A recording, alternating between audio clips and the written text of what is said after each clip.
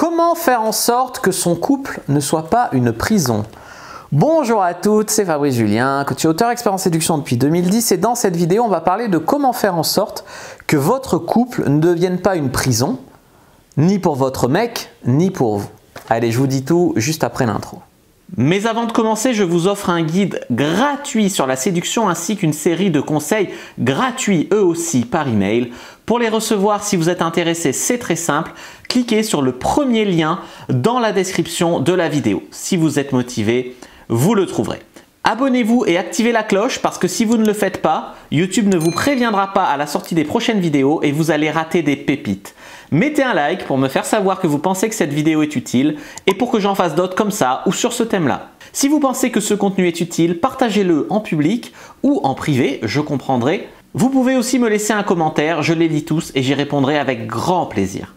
Tout d'abord, beaucoup de couples deviennent une prison parce que les deux personnes ou une des deux personnes n'acceptent pas que chaque couple a ses règles. Elle applique les règles de la société. Tu vois, en vérité, un couple, c'est la coopération de deux individus. C'est deux individus qui trouvent leur équilibre pour vivre ensemble, pour tenir sur le long terme, pour une alliance qui mène à des enfants, qui mène à de la réussite, qui mène à... Voilà, c'est ça un couple. Malheureusement, beaucoup de monde n'a aucune idée de ce qu'est un couple et du coup, ils pensent que quand on est en couple, c'est les règles du couple. Il n'y a pas un couple référence, tu vois. Chaque couple dans l'intimité, il a ses règles. Et beaucoup de gens ne comprennent pas ça. Ils essayent d'appliquer ce que devrait être un couple en théorie, ce qu'ils ont entendu à droite à gauche, à la télé ou dans un livre. À eux, non, chaque couple est différent, chaque couple a ses règles. Si vous voulez que votre couple ne soit pas une prison, n'enfermez pas deux individus dans des règles définies par la société ou par une norme sociale et trouvez votre équilibre à vous deux. Prenez de la distance avec les règles de la société et créez les règles de votre couple. Ça peut être des règles pour vivre ensemble, mais ça peut être aussi des règles de sexualité. Je donne un exemple très simple, j'en connais, des couples libertins qui sont très épanouis, qui gardent leur libido, etc. Alors je connais des couples, on va dire monogames classiques, qui ont beau être dans la norme, sont plutôt malheureux, baisent une fois toutes les 2 semaines, et c'est pas trop ça, tu vois. Tu vois, donc les jugements, c'est facile, mais ce qui compte réellement, c'est ce qui marche. Voilà. Deuxième chose, arrêtez les caprices auxquels il doit céder pour prouver qu'il vous aime. J'avais fait une vidéo là-dessus où j'avais raconté l'histoire de ma coiffeuse qui me racontait très fièrement qu'elle obligeait son homme à se faire un shampoing tous les jours et que s'il ne le faisait pas, elle lui faisait une scène et elle était très fière de montrer comme elle le menait à la baguette. C'était son caprice, personne ne se fait un shampoing tous les jours à moins de mettre du gel hyper gras tous les 2 jours, tous les 3 jours si tu veux. Ça dépend si tu as les cheveux courts ou pas, en tout cas pour un homme. Là, c'était son délire et elle avait l'impression que puisque le mec cédait à ce caprice, là, c'est qu'il l'aimait. Elle faisait, tu vois, et du coup, elle faisait comme ça des caprices auxquels il doit céder pour prouver son amour, machin. Mettez votre amour sur des choses importantes, pas sur des caprices où elle l'enferme dans une relation où il doit... Alors, soit il a une crise, soit il se lave les cheveux tous les jours. Il est où son libre arbitre, tu vois? Donc, c'est pas une relation saine, ça. Voilà.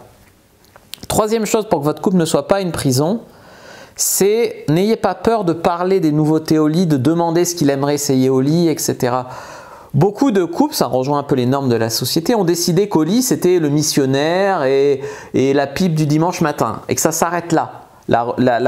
Que quand tu es marié ou quand tu es en relation depuis longtemps, voilà, le sexe, c'est ça et c'est ça. Non, mais attendez, ça, c'est vous qui le décidez en fait. C'est pas la société, c'est pas la vie, c'est pas tous les couples comme ça. C'est juste vous qui avez des idées que ça allait tourner comme ça au truc plan-plan. Voilà, bon. Donc, non. N'hésitez pas à pimenter, à en parler, voilà, n'ayez pas peur de demander les nouveautés au lit. Peut-être qu'il vous dira des trucs que vous n'êtes pas prête à faire, ben vous en parlerez. Peut-être qu'il vous dira des trucs que ça vous botterait vachement de faire aussi, tu vois. Donc arrêtez d'avoir peur, de ne pas oser, de machin, allez-y. Quatrième chose pour que votre couple ne soit pas une prison, eh ben, c'est de faire peur à votre homme. C'est une relation où la fille, elle est tout le temps à faire des crises de nerfs, à gueuler, elle le fait vivre dans la terreur. Moi, j'ai une relation comme ça où je savais que si par exemple je ne mettais pas mon verre d'eau au lave-vaisselle quand elle rentrait du travail, j'allais avoir des crises. Je savais que si je ne mettais pas le dessous de verre sous la table, j'allais avoir des crises.